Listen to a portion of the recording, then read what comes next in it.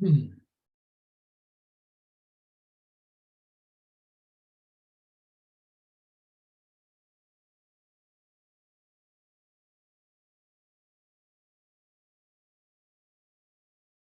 All right.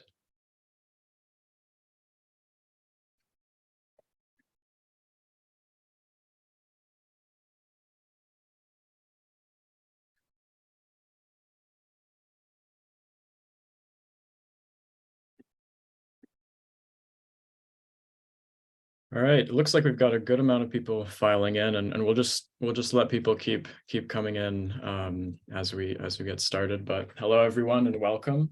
My name is Tariq, and I'm the current U.S. Policy Fellow at Al Shabaka, which is the Palestinian Policy Network.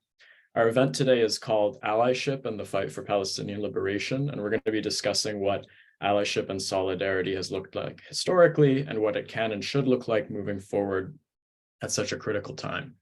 Today's webinar is the final installment of a series jointly organized by the Foundation for Middle East Peace and Al Shabaka titled Learning and Unlearning Palestine. So just some very brief housekeeping rules before we get started. I know everyone here is probably very used to Zoom meetings, so this is all to be expected, but the format for today's webinar is going to be a panel discussion. We're going to be recording it and live streaming it on Facebook. The recording will be shared with everyone who registered for the event and will also be posted on FMEP's YouTube channel, where you can also check out the previous events just in case you missed them. We welcome audience questions, and we'll be saving time at the end of the hour to answer them. So please submit your questions via the Q&A feature at the bottom of your Zoom window. And you can do so at any point in the discussion. And we'll try to just catch as many as we can at the end of the conversation. Also, please keep an eye on the chat box. We're going to be posting useful links and articles and information throughout the discussion. And please note that we've also enabled closed captioning, so you can read the discussion as well if need be. So before I introduce our speakers today, I wanted to just briefly contextualize this event and just give you all a little bit about why it's important that we're here talking about this today. So since the Unity Intifada of 2021, many people, myself included, have spent a lot of time talking about this shifting narrative on Palestine. And it's true, the narrative on Palestine has definitely shifted, especially in the West, where we're seeing growing support for the Palestinian cause across varying degrees across the board. Yet at the same time, we're also approaching 75 years since the beginning of the Israeli occupation, 30 years since the signing of the Oslo Accords, and in many ways, things just seem to be getting worse. Israelis just elected their most far-right fascist government. Settler terrorism has reached new heights, and Israeli hubris is off the charts. So while we've seen the solidarity movement outside of Palestine make huge strides, our efforts have not yet significantly impacted life for most Palestinians themselves living directly under Israeli occupation and apartheid. So it's at this point in time, this inflection point of sorts that calls for us to take a step back and discuss what the Palestine solidarity movement has become, where it should go, and most importantly, what it can and should achieve. So to introduce our speakers, with us today is Nadya Tannous. She's a passionate community organizer, born and raised in the Bay Area, unceded Ohlone Territory, and she has a focus on political education, movement relationship building, and returning land to the people and people returning to the land. Nadya is a member of Al Shabaka and a member of the Palestinian Youth Movement. She currently serves as the Director of Operations for Honor the Earth, an Indigenous-led multiracial organization that's working towards just transition. Nadya also holds a master's in forced migration and refugee studies from the University of Oxford and a bachelor's in anthropology and sociology from UC Santa Cruz. Also with us today is Saleh Hijazi, who is the Africa campaigner at the National Committee of the Boycott, Divestment, and Sanctions Movement, the Palestinian-led global movement working to end Israel's settler colonialism, military occupation, and apartheid against the Palestinian people. As Africa campaigner, Saleh sits at the steering committee of the Pan-African Palestine Solidarity Network. Prior to joining BDS, Saleh held the position of Deputy Regional Director for the Middle East and North Africa at Amnesty International. Previously, Saleh worked with Human Rights Watch and at Al-Quds University. He holds a bachelor's in liberal arts from Lawrence University in the US and a master's in human rights from the University of Essex in the UK, and a graduate diploma in social studies from the University of Bahia in Brazil. So now, without further ado, I just want to dive straight into the questions and hear from our speakers. First and foremost, I think it would be really helpful if both of you contextualized your relationship with the Palestine Solidarity Movement, and maybe tell us a little bit about what solidarity and allyship mean to you today, and importantly, what it can achieve. Nadya, maybe we can start with you. Yes. Good morning for me. Thank you so much for having me. I guess my relationship with the Palestine Solidarity Movement starts quite early on for my life. In 2012, I became one of the first staff hires for Friends of Sabeel North America. And we began researching the mechanisms of Israel's juvenile military courts and looking particularly at corporate complicity, which at the time we were looking at G4S. And some of that research founded the G4S boycott campaign, which I'm sure many of us are familiar with. And also, went into Hewlett-Packard free spaces, free faith spaces, and coalesced into the No Child Behind Bars speaking tour, and so much more work after that. I think afterwards, I started to focus on delegations of people coming from North America in particular to Palestine through Eyewitness Palestine, and developing their education curriculum and a lot of the preparatory materials that people had in order to go on these delegations and be hosted through Palestinian infrastructure, put their tourism money back into the Palestinian economy, and really meet with people on the ground to show their reality. We would train folks to say, okay, when you come back, you know that your responsibility, the expectation is that you'll talk about your trip, and you'll talk about the conditions of Palestinians on the ground to your networks, both personal, professional. And so people wanted to do that. And so part of that was also training them about how we know that it's difficult as Palestinians to speak about Palestine, and to be legitimized when we do. And so it was really about trying to take a solidarity approach to growing awareness of the narrative and many narratives of our movement.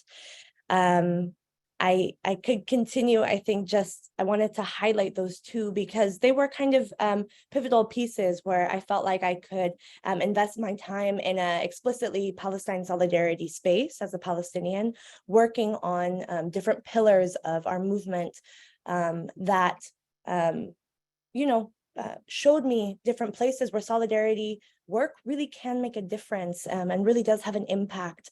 And I think what it means to be in solidarity for me is that if you're next to me, you're advocating for Palestine and for our political and for our human rights. And you're learning about what's happening on the ground and how to be a better advocate. And if I'm not next to you, you're advocating for Palestine and for our political and human rights. And I think that's the beautiful thing about a healthy solidarity network is that we Palestinians don't have to be there in order to advocate for our struggle, because people hold it with so much importance. Sometimes they hold it like their own. So I'll stop there. Thank you, Nadya. Saleh, do you want to jump in? Yes. Well, all the thanks first to FMEP, Al Shabaka, and really great to be, with Nadya and Tariq today. And what a day to be speaking about allyship and solidarity. It's Women's Day, so salute from Palestine to all the sisters all around. It is a day of allyship and solidarity. But also I'm speaking to you from the occupied West Bank. I'm in Ramallah. Today was a general strike following another massacre since the beginning of the year in Jenin, where Israel killed 6 men and injured many others. So at this time of systematic killing, ethnic cleansing, and just the ongoing Nakba on kind of like on hyper mode, I think it's very crucial that we're talking about solidarity and allyship, and to be, talking about it and working through it, not just in webinars, but now after we're done and following in the following days. So I'm, as an individual and of where I have been working for the past 15 years or so, I am basically in the Palestinian liberation struggle. I am in the joint struggle for freedom, justice, and equality in Palestine, but it's also as it connects to other similar struggles for justice, equality, and freedom all around the world. I mean, I think what I was thinking about, this webinar and the topics, solidarity and allyship also brings to mind concepts of partnership, affinity, collaboration. In the Palestinian context, I think it can also include protection, support, defense. And so this is where I am, basically. I have for now many years been working in and through these concepts, and currently work on fostering and growing relations between Palestinians and the global South towards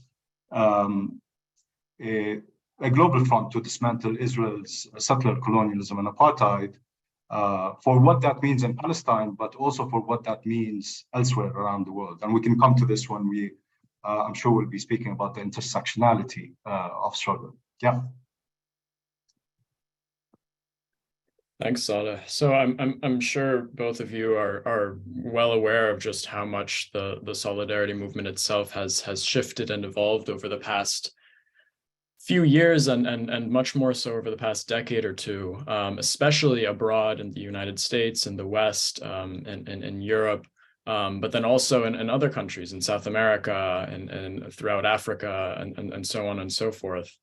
And this always, seeing the shift of the solidarity movement over time, always brings me back to this Edward Said quote, and forgive me if it's cliche to bring it up so often, but in the 1980s, Said famously wrote that Palestinians are denied permission to narrate, and I think while Palestinians do continue to be targeted and smeared up abroad for speaking up today, we've definitely made very notable and significant strides in centering our voices and perspectives, especially over the last couple of years, especially, for example, since 2021.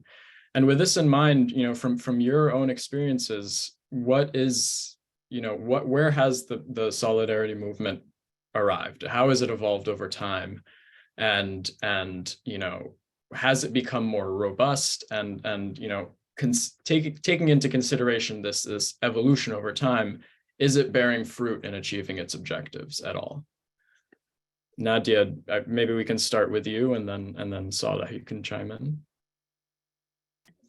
Yeah, I think, without a doubt, we can say from our shared experience that there has been a change of global consciousness and public opinion when it comes to Palestinian liberation. And I think that's evidence of the fact that our solidarity movement is stronger, but it's also shifted form. So it's growing. And so I think with that, we have to ask ourselves questions about how we build out some of the infrastructure and the direction for where we want to go. And I think the benefit, we know this as Palestinians who have a long history of our struggle, that we actually have central demands, and those have not changed. And so that's wonderful to provide a framework around, the right of return, dignity for refugees, liberation of the land, right? These things that are core to what we've always demanded. And those have not changed. And so I hope that means that we're closer to the demands. We know that there's more visibility, in the younger generation around Palestine. I'm part of the Palestinian Youth Movement. Our movement is from 18 to 35. And I can see it. I can see it in the peers of the younger members, more so than I even saw it in myself and the peers that I had when I was going to university or out in the world. I think that just reflecting on BDS and kind of where it's grown to, I just saw a boycott campaign through DSA and their BDS working group. They're really moving from consumer awareness, boycott, divestment, which, we had always operated off of. And it worked, it has so many wins.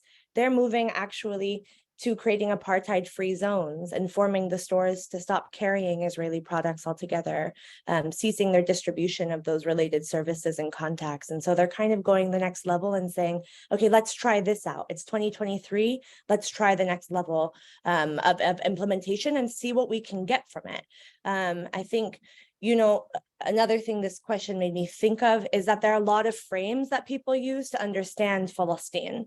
And most of them, all of them, are either true or valid or legitimately describe a layer of the condition of our struggle, right? We think of apartheid, settler colonialism, refugeehood, environmental justice, disability justice. And so in that, we actually have more room to grow and to have, an intersection with other struggles or other focuses that do directly impact us. They live within what Israeli oppression looks like on a regular basis and accumulatively after 75 years. So I would say, yes, there's more prevalence and support in various sectors of our struggle, even as there is a shared assessment and attack of these same sectors by Zionist organizations. I'm thinking particularly about the student front, for example, and the implementation or attempted implementation here of the IRA definition, or the International Holocaust Remembrance Act definition of anti-Semitism, which pairs anti-Semitism with anti-Zionism. And so when we know that not only is it not anti-Semitic to speak out against Zionism, but that there are Jewish people around the world who also are growing in awareness, and their voices are also growing to speak out against the Israeli occupation, apartheid, and settler colonial violence. And so this is something where I think we can flag that we are being more effective, because the repression against us is growing. And it also, as Saleh mentioned, it has real impacts on the ground in Palestine against all sectors of our people. And it also impacts our youth, it impacts our elders, it impacts all of us who are living in the diaspora and who have to confront Zionism on a regular basis, whether that be what you said, Tariq, around the permission to narrate, or whether it be the policies that are being implemented in order to actually repress our activism, our organizing, and our connections with other people on campus, off campus, and in our workplaces.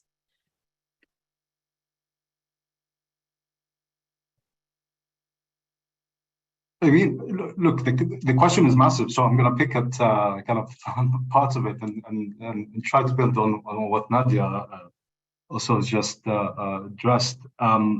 But let me first say, I think you're very right in your introduction and now in the framing of this question to kind of anchor this on first the unity and dignity intifada of the 2021 and what happens in Palestine. And and I'll be speaking about this because this is basically my perspective, right? And I think a shift on the narrative on Palestine started with a shift of narrative in Palestine, right? So, and the unity intifada can be considered as a vote, if you want, a referendum, a popular manifesto of who we are, where we are, and what we want, right? So we are one in terms of people and geography. We are under a settler colonial regime that imposes apartheid to replace us not to segregate us. And we want freedom, justice, and equality. We want the right to self-determination in our home, and we want our refugees to return. So this is very significant, right? And it builds on things that have come before. I'm speaking about kind of popular mobilizing, and here we could bring into this the 2018 Great March of Return, the 2011 refugee march from Lebanon and Syria of return, and of course then all the way back to the first Intifada. So look, the major struggle is the narrative war, and the solidarity movement is a lifeline. It's intrinsic to the liberation movement, including in allowing then our voices to be heard. So, and I think we're winning this war. I mean, despite all the darkness that kind of surrounds us now in terms of the murders, the dispossession, this apartheid violent regime growing more monstrous, we see shifts, right? And I'll bring, I mean, there are many examples to talk about, but one of them can be, I mean, most recently, for example, in Africa, with the expulsion of the Israeli delegate from the African Union. You see how, those who have led this expulsion ensure that, the African Union is no space for an apartheid regime. They frame it such as, for example, the South African Minister of Foreign Affairs, the way she talks about Palestine, of 75 years of oppression and occupation, that this regime should not be allowed a seat next to us, of those nations who fought for national liberation and stand for justice, equality. And so this is, largely what the solidarity movement was able to do, right? This shift at that level, but you could also see it at then other grassroots level, where there is massive support and recognition and understanding, appreciation of then the Palestinian story and holding it up. But also, like what Nadya was saying, I'll stop here, perhaps like we'll come to address it, because where the BDS movement celebrates 18 years actually, and be in 2023, and the achievements have been massive and they accumulate, right? Perhaps we don't have liberation and return right around the corner yet. Unfortunately, we still have a long way to go, but we are coming closer to it. We're not going further away from it.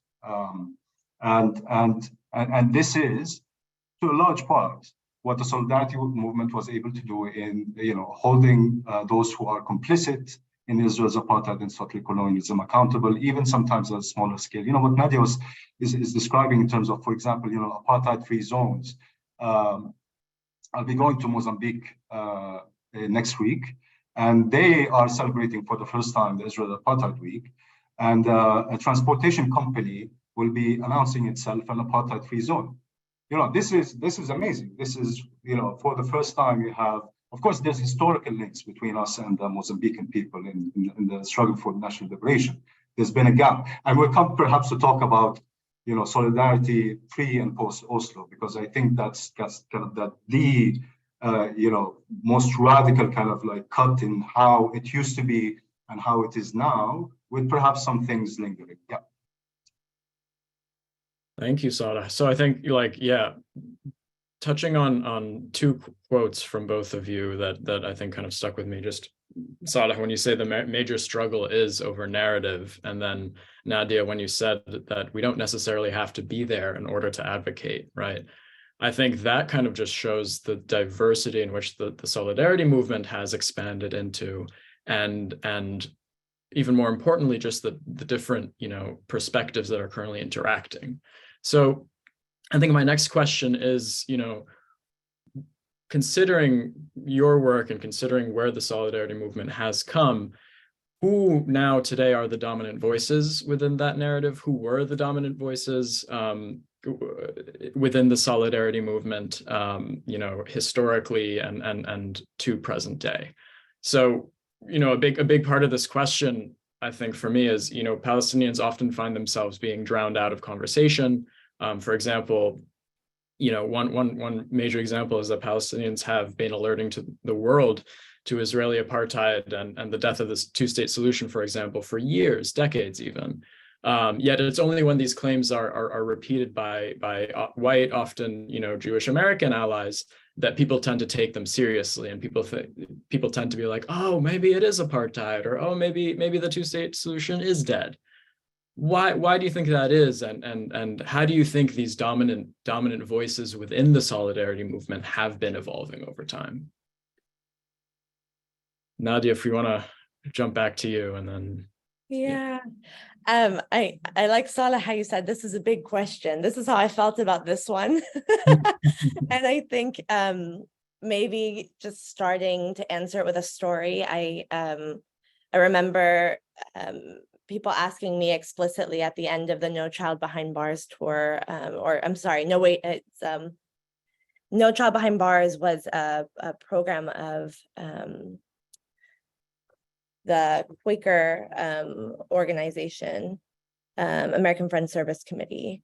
And so, of course, when you're talking about collaboration, trying to take on Israel's juvenile military court, right? Israel's the only country with a juvenile military court.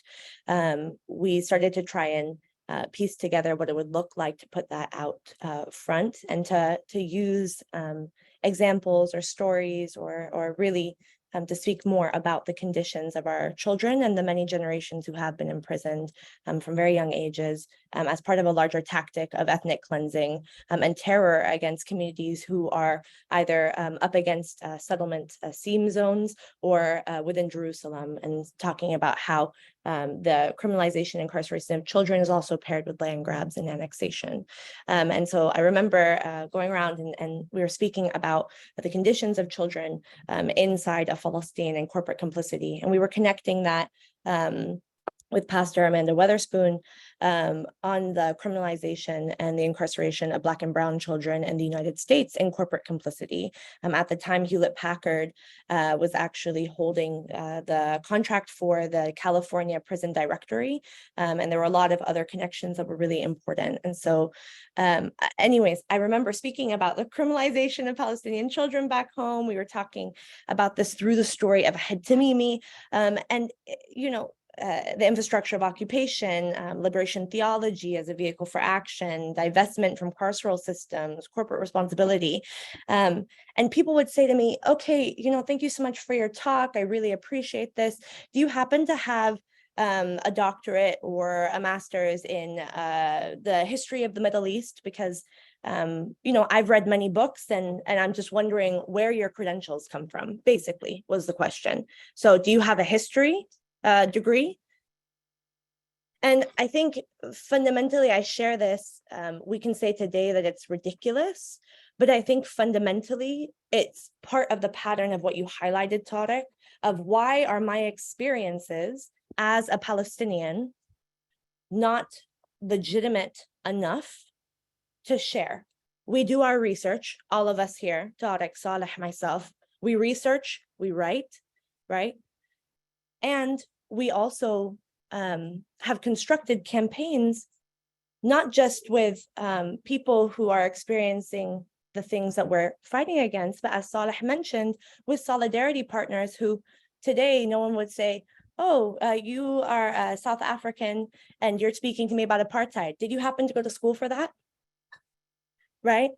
So I think fundamentally, and it's not to snark at education, we know how important it is. Again, we have to do our research, we have to study together, but we are experts in our own struggle. And as Palestinians, we're also protagonists in our own struggle. And I think that's part of trying to work on narrative and developing narrative with delegates when they came back from Eyewitness Palestine was really about voicing Palestinian struggle in a way that didn't remove us from it. And in a way that also worked to legitimize all of the references and the bodies of work that we have to talk about our own struggle, our own culture, our own aspirations, and our own political rights. And so in this, I think we also were trying to shift people, and we are trying to shift people from only quoting Jewish American or Jewish scholars, and also quoting Palestinian scholars and others who have written on our issue and have that perspective. And so, you know, it's less about saying, don't quote Ilan Pappé. Ilan Pappé is incredible, but pair Ilan Pappé's work with some of the work of Noor Masalha, for example. That's, I think, how I would answer this question, is just when you talk about narrative, what are the things that are backing this, and trying to unpack also the fact that often it's easier to critique something that's far away than to critique the injustice that's happening in your own backyard, which we'll talk about later when we speak about solidarity. But it's the same sometimes foundational racisms or tropes that are actually holding us back as a liberal society from being able to move into what does it really look like to support the self-determination of a people who are on the front lines of extreme violence and extreme repression. And what does it mean to do that, not in a politically paternalistic way, but to actually listen and to trust in their leadership to say, okay, you see a way forward. It seems hopeless, but let's try your way forward.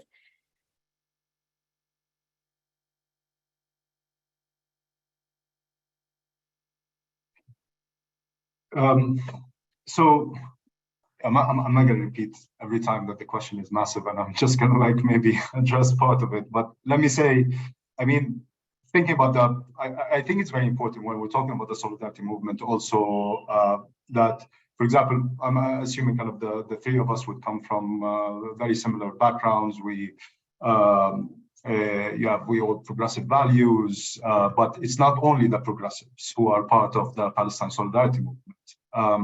It includes progressives, anti-colonial forces. It includes religious communities, Christian and Muslim and Jewish, and these are large. In terms of, for example, the churches who either, for example, adopted and carry out BDS campaigns, are part of the movement, or even those who are not at all related to kind of the BDS movement, in terms of, for example, Muslim communities around the world who do support in different ways the struggle for liberation in Palestine. So it's massive, it's broad, and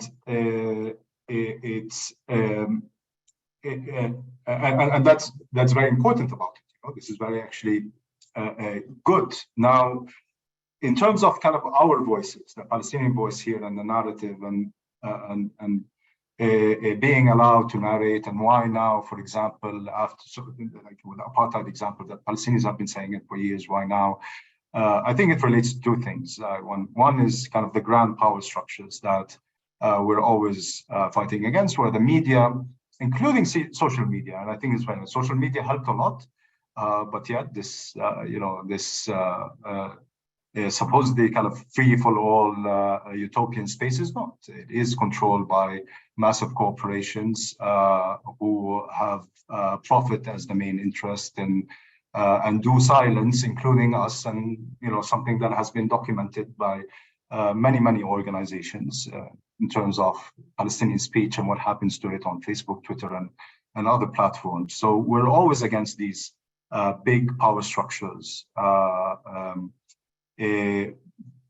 We still manage to win some battles, but also I think that's very crucial in kind of thinking and understanding kind of the historic development of the solidarity movement, the liberation movement as well, is that we've come closer to speaking the liberal language, and this is going back to kind of the Oslo kind of cut, if I may call it like that. That before Oslo, Palestinian liberation was led by the armed struggle.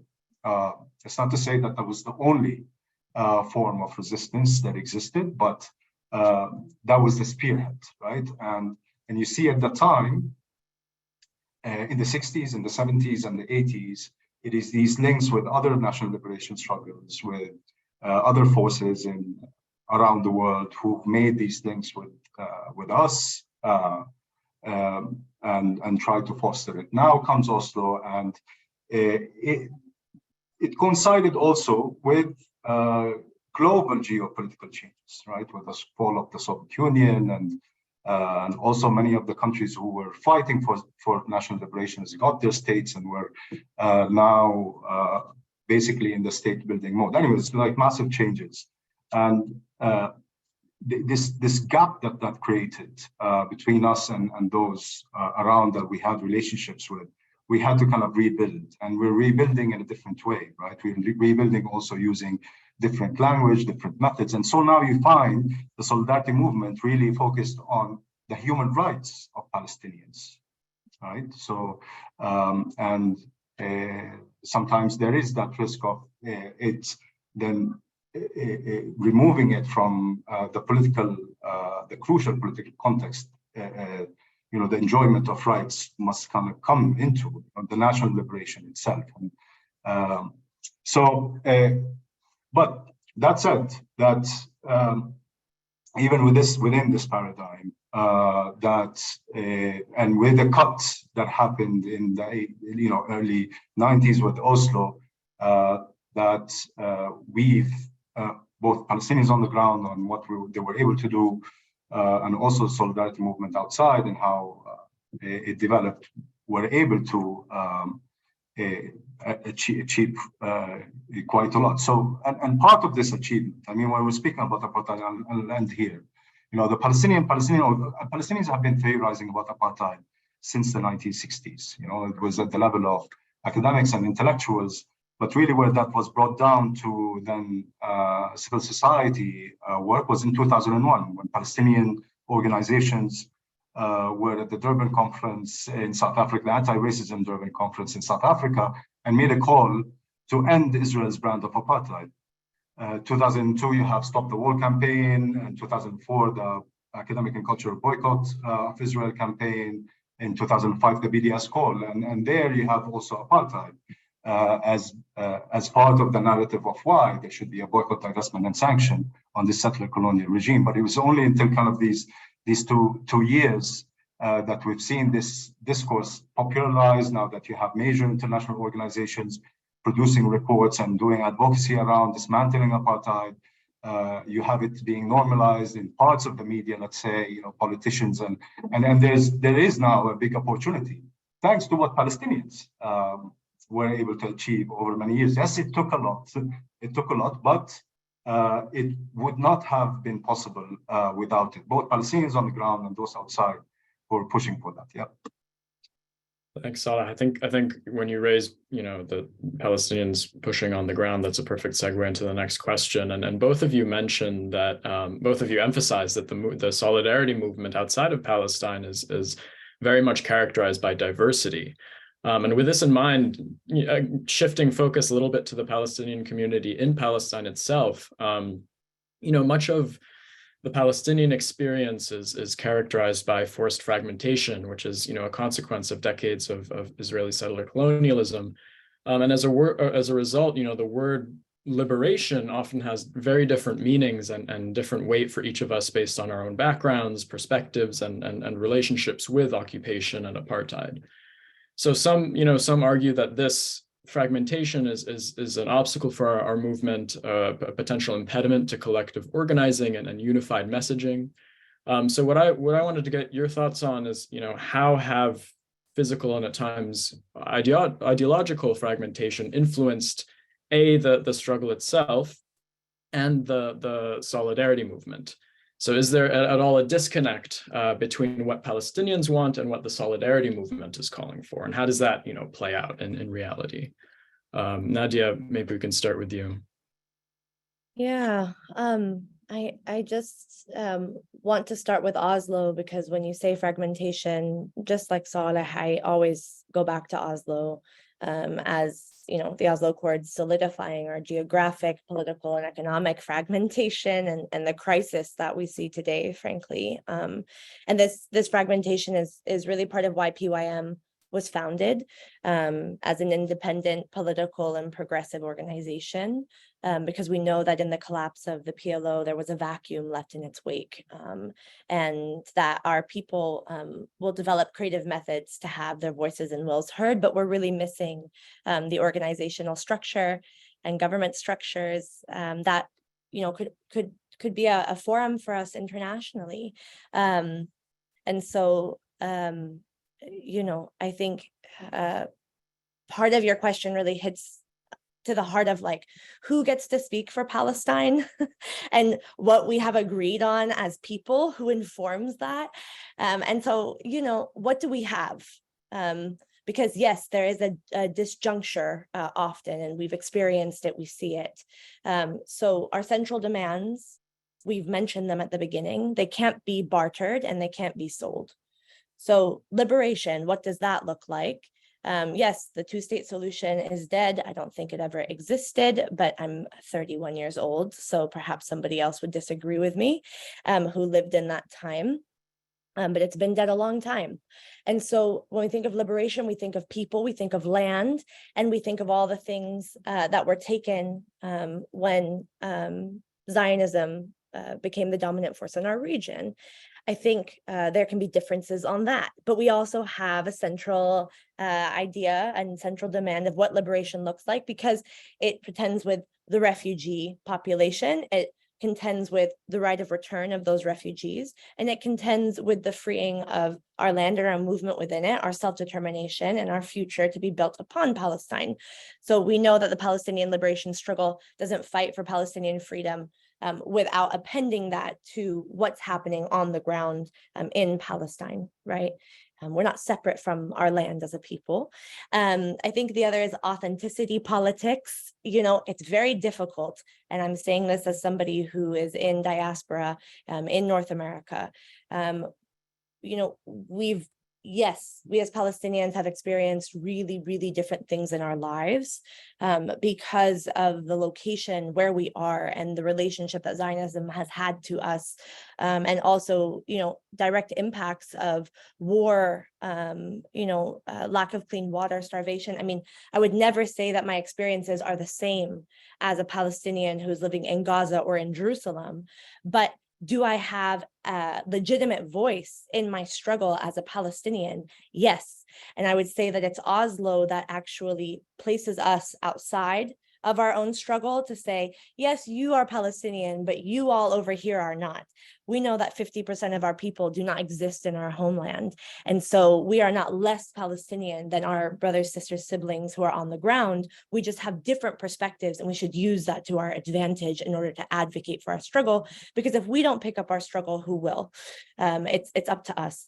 I think, we know the geographic fragmentation, we know political fragmentation, the economic fragmentation that happens back home and happens in diaspora.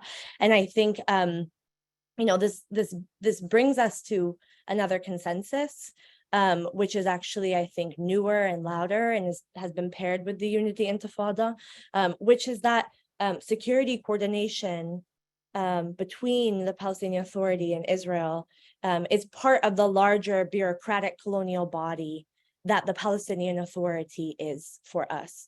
They facilitate our oppression on behalf of the Israeli state. And it's a sad place to be, but it's not a historically, let's say, a historical place to be. There are bureaucratic colonial governments all over the world who facilitate the oppression of their own people on behalf of their oppressor. And so I think when we talk about what this era might offer for us, we see, the uprising and Nakba, from 2020 to 2021 to 2022 until this year, we will see what the demands are from the ground. But we know, as Saleh mentioned, we have a history of different forms of struggle, different forms of resistance, whether that be arts and culture and film, or whether that be the right to arms. And we also see that gamut being revisited, I think, today. And that's because of the conditions of our struggle and what is happening to our people on the ground and the experiences of us who are outside, thinking about what it means to be on the front lines of our struggle wherever we are, having to contend and push and take an active role. And so I think, is there a gap between what the Solidarity Movement is asking for and what we are asking for? There have been gaps. There are organizations that have worked very hard in order to close them or remedy them, like Jewish Voices for Peace. I was there in their 2017 conference, and they asked the question of what does it mean to be accountable to Palestinian people? And there was a lot of pushback. They had to go and revise the document that they'd presented as ready, but they did that work. And I think for those of us, as Palestinians, there may be a gap in what we are asking for because we are contending with the different conditions and a different assessment of risk of what happens if we push this way, what's going to come back to us, what happens if we push this way, what happens to Palestinians here, right? So we want to be considerate and intentional about the way that we struggle forward. But I think, Tariq, because of the multiplicity of Israeli oppression and tactics in order to suppress Palestinian movement, as I said earlier, and to literally increase our incarceration, our murder. We're seeing multiple massacres on the ground. What does it really mean for us to get a central opinion on what we want? And I know that we have to struggle with that moving forward. But again, I feel like we have a baseline that is strong and that is clear, and that has a strong framework and political narrative behind it, and it is genuine. It is still accepted by our people on the ground today.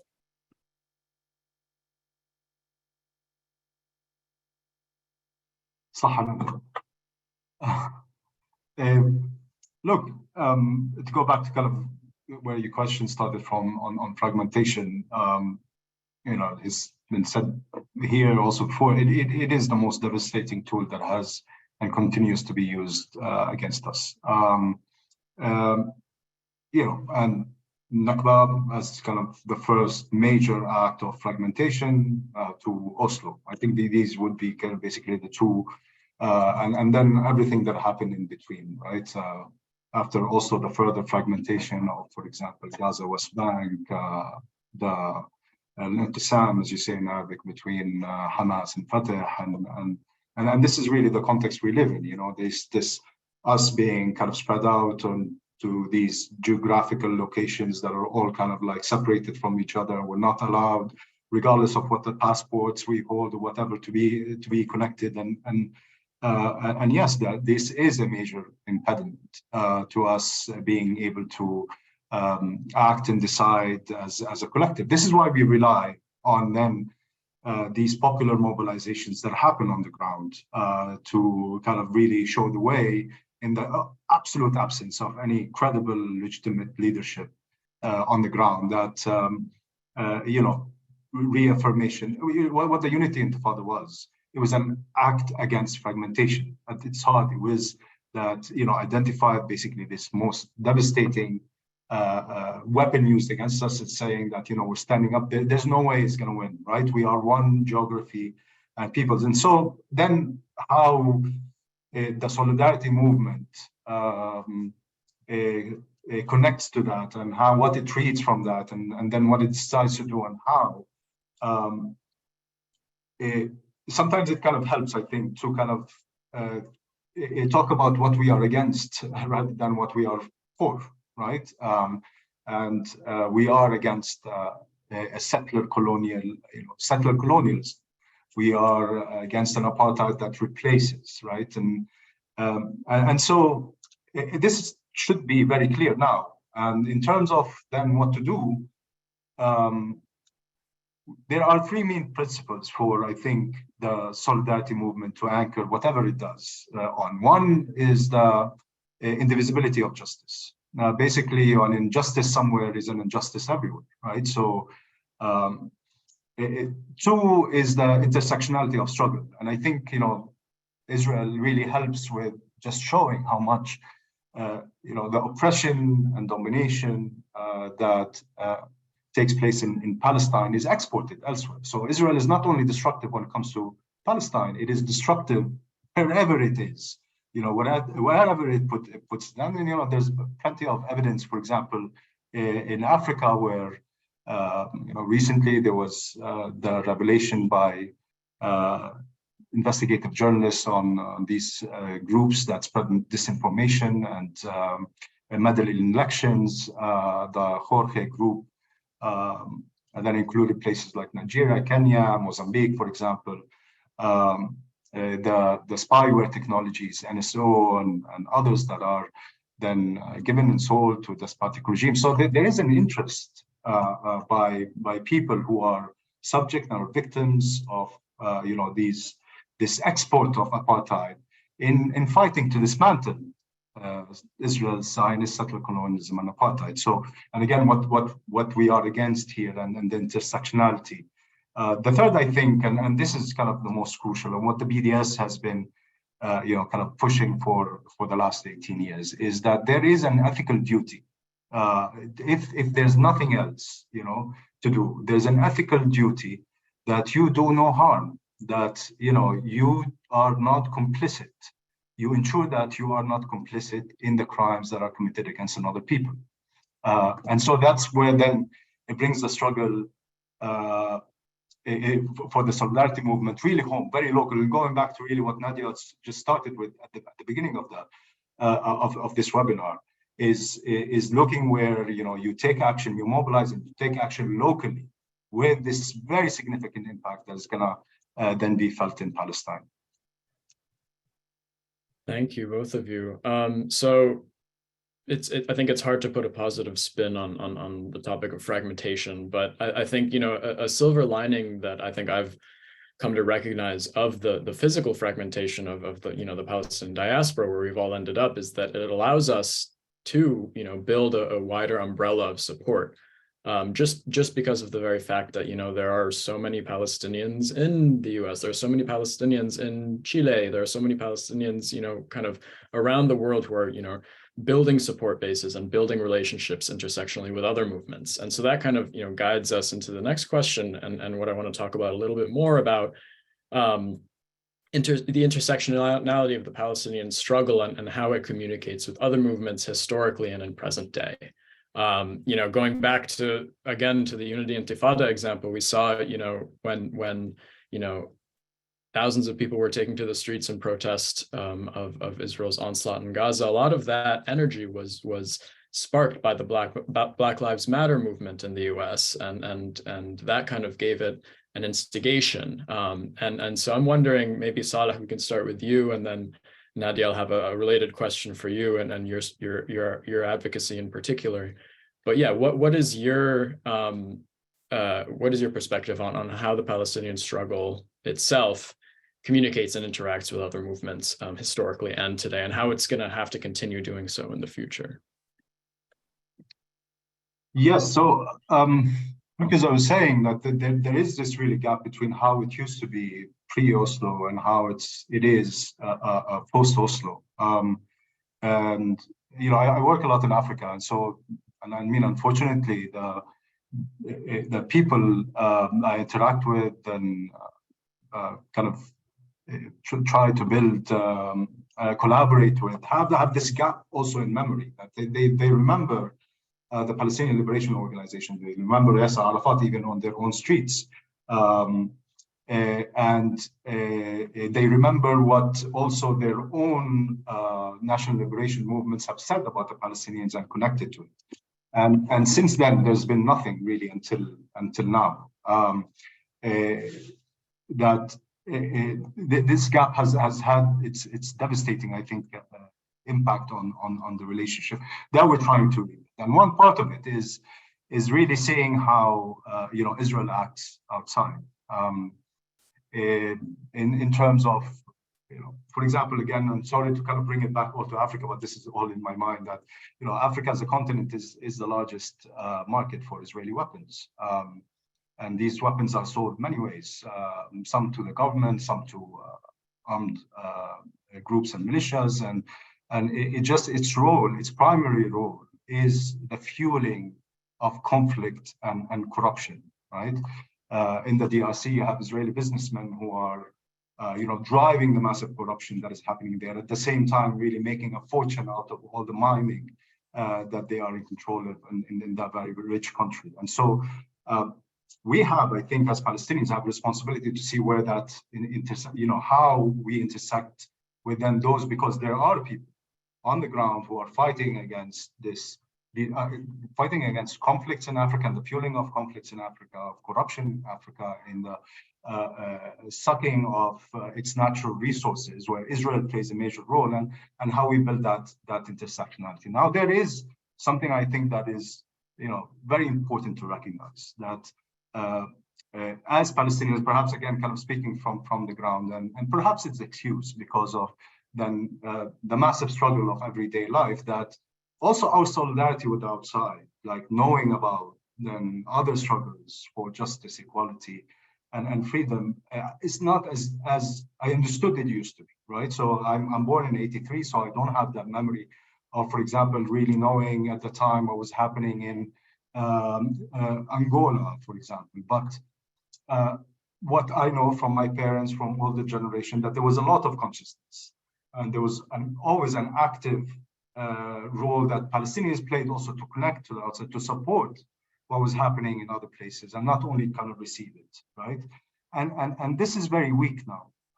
We don't know. I mean, you go on the streets and, for example, ask a young person about Kashmir. I don't want to bet anything here, like, massive, but I can bet a little bit of whatever, that they would not know Kashmir. They would not know Western Sahara. Maybe some would know about South Africa because we have a statue of Nelson Mandela in Ramallah, but and that is a big problem. So there is also, speaking about intersectionality, that it works both ways. It can never work on just one way, right? And there is, a lot, and again, kind of speaking about them from a kind of very local perspective, a lot to do when it comes to connecting to others, because I know then when it comes to the Palestinian diaspora and who are in exile, because of where they are, there are probably kind of stronger links. For example, Palestinians living in Paris would have relations with the Kurdish movement, for example, there, because also there is an exile and diaspora movement of those people there. So maybe it's a different picture, yeah. Thanks, Sada. So yeah, I think that's really important. You talk about responsibility as allies in this reciprocal relationship. And Nadya, I want to turn to you on that before I turn to some audience questions, because they're asking some really, really interesting questions and important ones. So the US is also a settler colonial state, and within this theme of allyship and what are we doing, for example, to show solidarity with indigenous movements here in the United States? Do these relationships exist? Obviously, they exist to some extent, but how can we strengthen them, and how can we make sure that we are, leveraging this reciprocal relationship that Saleh highlights? Yeah, I think we will never know what relationships have existed if we don't do the work to build relationships in real time. And we know that often the strength of our work is also built on the strength of our relationships, because it's only through knowing each other, trusting each other, and finding kinship in each other that we can really build a cohesive political framework and kind of move forward into supporting each other's demands, to the full extent of the dignity, the self-determination, the aspirations, again, that we are looking for, fighting for. I think maybe I'll start with a story when the Palestinian Youth Movement decided that we needed to show up on the ground in Standing Rock. And so we sent delegations of young Palestinian people to Standing Rock reservation, and we also facilitated delegations of Palestinians there, throughout a 7-month period of that fight. It was not the first delegation that PYM had sent of Palestinians to a native struggle, a frontline struggle, but it was a changing moment for us. And I think we very much at the time thought that we were the first to do it because we were young. We had looked a lot for information and we found absolutely nothing. Now, when we arrived to Standing Rock, we presented ourselves at the fire, and a lot of the matriarchs said, "Where the hell have you all been?" And we were like, "Wait, what? I don't think you know us." They're like, no, we know Palestinians very well. Where have you guys been? It's been a long time. And we were shocked. I still get emotional. It was truly an emotional moment to say, okay, we actually have no idea what you're talking about, but please tell us our own history. Please teach us our own history, because we have lost that connection. And we're here because we felt and we know that it's the right thing to do. But in some ways, I think as I got older and as I deepen my work and get farther away from that moment, the other thing that I keep coming back to is the way that actually the conviction of the indivisibility of justice and the internationalism that we are very lucky to have in our history as Palestinians and as part of our praxis actually did inform that moment, because they'd informed my politics. And so in some ways, even though I've learned much more about the PLO and the American Indian Movement's relationship, both through actually going to Standing Rock in 1973 and also, participating and supporting AIM in Wounded Knee, and then in any of the struggles afterwards through the 80s. It is actually important to talk about our responsibility. So I think it's twofold for us in the diaspora. We live in different places, different contexts. I'm born and raised first generation here on Ohlone Territory, and I am not a participant, nor is anybody in my family a participant in the original settler colonization of Turtle Island, or the genocide of Indigenous people. Now, we are inhabiting, as you said, Tariq, a settler colonial state who is active in the present genocide of Indigenous people and many, many other crimes, right? And so I think when we talk about, what has happened, it behooves us to speak about that also in the present, because we're taught in the American system that these things happened a long time ago, and therefore there's no remedy. When I became a land back organizer 2 years ago, actually more like 3, and we started to build out the framework through Indian Collective of what land back means. Land back as a struggle has existed, and as a political framework has existed for many, many years. Just like we say also that perhaps boycott, divestment, and sanctions, we know that it arose on the scene in 2001, as Saleh had mentioned. It's a really important history, but that boycott is something that rings true for Palestinians because we've done it in the intifadas. We've done it before in 1930s. And so it's not foreign to us. It just evolves, right? It continues. So in the land back struggle, land back meaning the literal return of Indigenous lands back to Indigenous hands, and the reclamation of everything stolen when the land was stolen. We know that, Indigenous nations, individuals, collectives have been confronting active settler colonialism since the first appearance of settlers on their territories. For us, we started to develop this framework because we wanted something that would be able to carry the movement in order to make central demands around a struggle that most people thought was already lost. So when you say we're going to undo the United States, we're going to challenge the United States from the inside, there are many different movements that have said that. But in terms of actually the reclamation, the literal reclamation of land, so many people came to us with cynicism that was possible. And now land back as a movement is not only taken off as a narrative, but we have seen so many pieces of land returned to Indigenous nations. And it is continuing. And so I think to go back to your question just around solidarity and the connection, we live here on Turtle Island. We have the responsibility to be responsive to the Indigenous movements and demands the multiplicity of demands from many different nations whose land we live on, be serious about building local power. So not just send delegations to Standing Rock or to a national call when it happens, but to work proactively, again, what's happening in our backyards? What are we complicit in as living here? And what can we do to actually not just fight for justice, to name it, but to really be in solidarity with leadership where we live, to make central demands, to make a difference on the ground. And I think what's been really beautiful is seeing the stories, again, come back of the different ways that Palestinians have been active in Indigenous solidarity and connections. Another one is the Palestinian contribution to the formation of UNDRIP, the United Nations Declaration for the Rights of Indigenous People. The PLO contributed to that and really said, here's a way in order to advocate for yourselves on an international scale, because the United States doesn't have a conscience and they don't care what happens to you. They will continue to do it. Advocate to the international community and tell them what's happening. We know that that was a strategy that the American Indian movement picked up in the 70s. And we know now that it was the PLO who really contributed to creating some of those frameworks that became the UNDRIP, even though we as Palestinians are not allowed to use them because of the history of formation of the United Nations.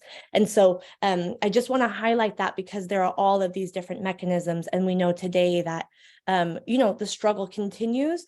We will never do enough, but that should not hold us back by fighting to do more. And that, of course, also pairs with struggling for the dignity and self-determination and justice for our Black siblings and relatives who are here also in North America, and to really figure out what are the joints and the fronts of struggle that we can take up, both the oppressors that impact us directly. So if we think about, of course, deadly exchange and the exchange between Israeli military training of local police force and the way that law enforcement, unequally subjects Black and Indigenous, migrant and refugee, poor working class people to the carceral system and to often surveillance. We know, as Saad had mentioned, those technologies are not only developed in Palestine and exported, but actually they're also specialized, they're worked on, and then they're brought back.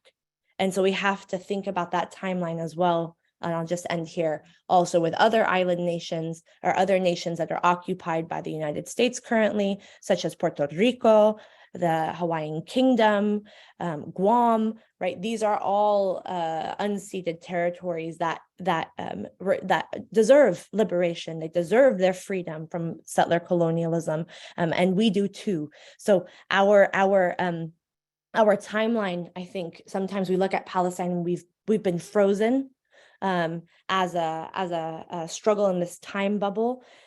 Other national liberation or revolutionary nationalist struggles kind of moved forward, progressed. They were able to move into the government. They were repressed. They've moved into neoliberalism, neocolonialism. We have those pieces too, but there are lots of nations who are in the same place as us. We're being held in kind of a time capsule where we're fighting the original conditions and original contradictions of 75 years ago. And I would say that in the Hawaiian Kingdom, they're on the same trajectory as we are. We can see maybe 50 years in the future what it might look for us. And I really will end here. For my Palestinian family who are living in 1948 territories, and we have a house that we live in that has been leased to us in our own village just for 3 generations, because we're not nationals, we're not Israeli nationals, aka we're not Jewish, we're not allowed to own our home.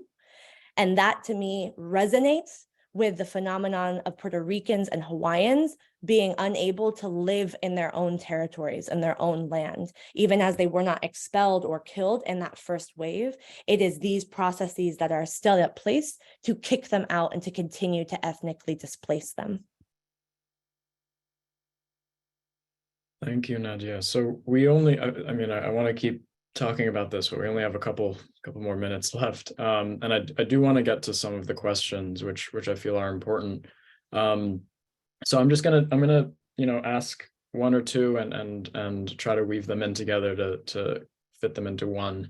So the first question we have, so in North America, and I think this also applies to across the globe, there are many groups that advocate for Palestinian liberation, each, educating their respective constituencies to take action. So the question is, like, while maintaining their unique activity and their unique work, how can we bring these groups together on occasion when needed, as to speak with a common voice as one? How do we go from these very localized, activist groups to one greater, potentially more unified, effective voice? Do either of you want to take that and try to answer that? Do any of you feel strongly about it?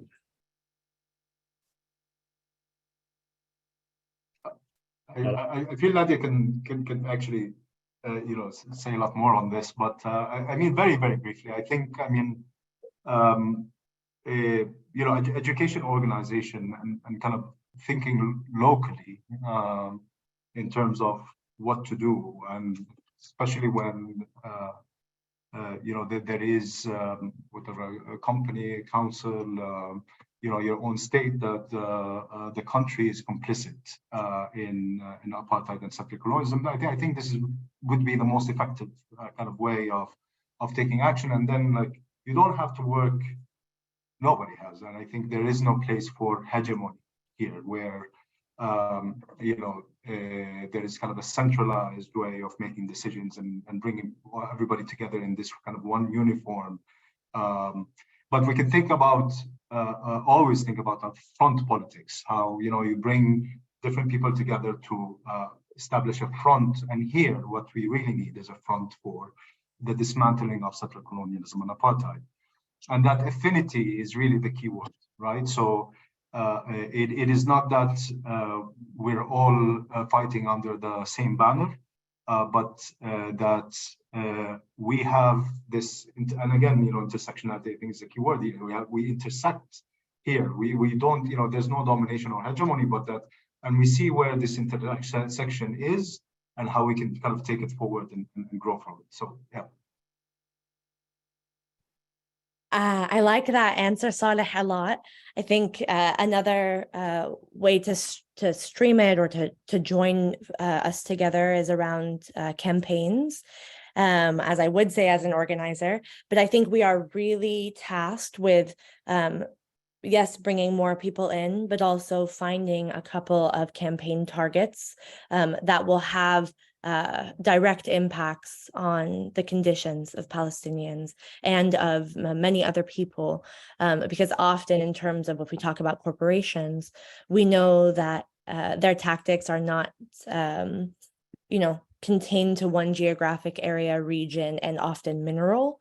They really are engaged in exploitation and extraction, murder, and being a front often, or an enforcer for state repression all around the world.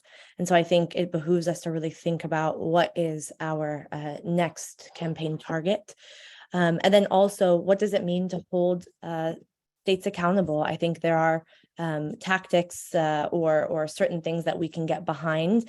This is kind of an odd answer, but when Saleh, when you say putting, challenging apartheid and settler colonialism globally, I really think about the Angela Davis quote about putting the state on trial, which Ahed Tamimi also used when she went before the court. She said, "I'm putting you on trial. You can't put me on trial, because you don't have any morals. You don't have any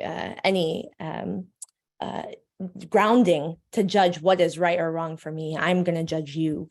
And so I think really positioning the criminality of the state, especially when we see the uptick of trying to distract around our people's movements by highlighting, of course, our violence, quote unquote, and decontextualizing the mass violence of the state. So I just want to say, one of the last things that took place December 31st, 2022, the United Nations General Assembly voted to request an advisory position from the ICJ, or the International Court of Justice, on Israel's occupation of the Palestinian territories. As that, happened, there has been a political effect. We know that most of the international law that applies to us is soft law, that's too much little time to go into that.